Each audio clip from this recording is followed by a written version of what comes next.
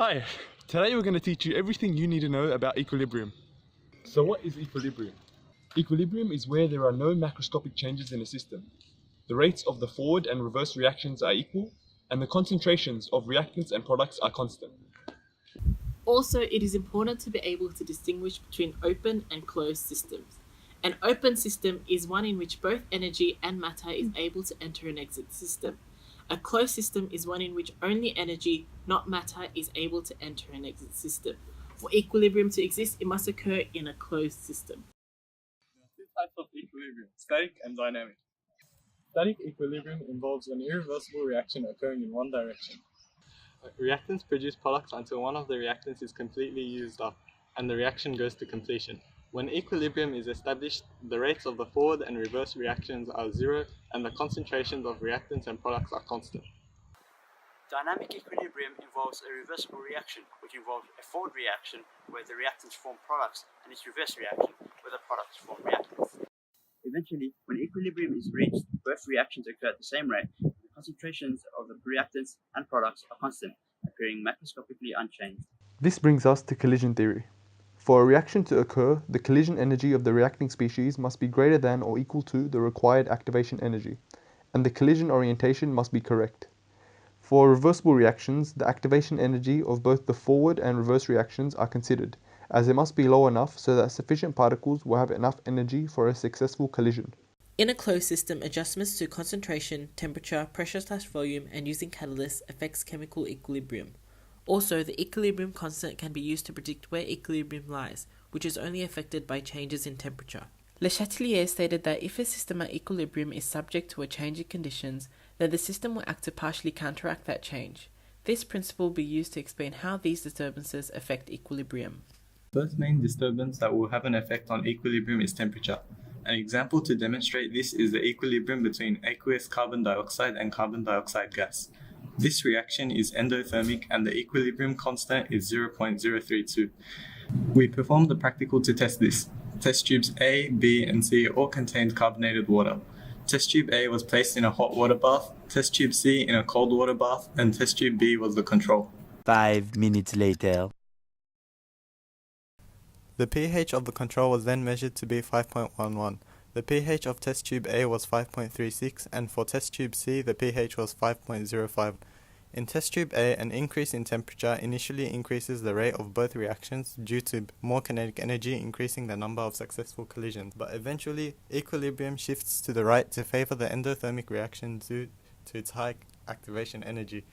The value of the equilibrium constant hence increases since the concentration of products increases. This is in accordance to Le Chatelier's principle.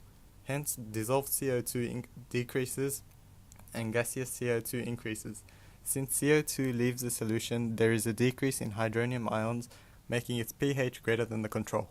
In test tube B, a decrease in temperature decreases the rate of both reactions due to less successful collisions, but equilibrium will shift to the left, favoring the exothermic reaction due to its low activation energy. The value of the equilibrium constant hence decreases as the concentration of reactants increases. Hence, dissolved CO2 increases and gaseous CO2 decreases. There is more CO2 in solution, which increases the hydronium ion concentration, making its pH greater than the control. Concentration also affects equilibrium. To see this in action, we mixed and diluted potassium thiocyanate and iron 3 nitrate into 4 beakers, producing an orange solution. The equilibrium constant for this reaction is 1.1 times 10 to the power of 2. Beaker 1 was the control, which remained orange. Crystals of potassium thiocyanate and a solution of iron 3 nitrate were added to beaker 2 and beaker 3 respectively. In both beakers, there was an increase in one of the reactants, beaker 2 being the thiocyanate ions, and beaker 3 being the iron 3 ions. This shifted equilibrium to the right to favor the forward reactions, as there were more successful collisions between the reactants, thus increasing the concentration of iron thiocyanate ions and decreasing the concentration of reactants in accordance to Le Chatelier's principle. This caused both solutions to turn blood red. Sodium hydroxide was added to beaker 4. This resulted in the dissociation of sodium hydroxide in solution, causing its hydroxide ions to react with the iron 3 ions, forming a precipitate bringing it out of solution. Therefore, there was a decrease in the concentration of iron 3 ions, more products were able to successfully collide than reactants, and the rate of the reverse reaction was higher than the forward reaction, thus increasing the concentration of reactants including Fe3+, and decreasing the concentration of products in accordance to Le Chatelier's principle, causing the solution to turn yellow. Equilibrium is also affected by pressure/volume. This is observed in a reaction between nitrogen dioxide and dinitrogen tetroxide. An increase in pressure causes the rate of both reactions to increase, as there is less space for the gaseous particles to move around, increasing the number of successful collisions. The gas initially becomes darker due to increased concentrations, but eventually the forward reaction is favoured, that is, the side with less moles of gas, in order for the system to decrease the pressure, which is in accordance to Le Chatelier's principle. As NO2 decreases and N2O4 increases, the gas turns lighter. For a decrease in pressure, the rates of both reactions decrease as there is more space for gas particles to move around, decreasing the chance of successful collisions. The gas initially becomes lighter due to decreased concentrations, but will eventually favour the reverse reaction, that is, the side with more moles of gas, which is in accordance to Le Chatelier's principle, to increase the pressure. As N2O4 decreases and NO2 increases, the gas turns darker. A catalyst increases the rate of reaction by lowering activation energy. The addition of a catalyst does not affect equilibrium but does affect how quickly it is established. It decreases the activation energy of both reactions so that the rates of both reactions increase by the same proportion. Hence, equilibrium is not disturbed.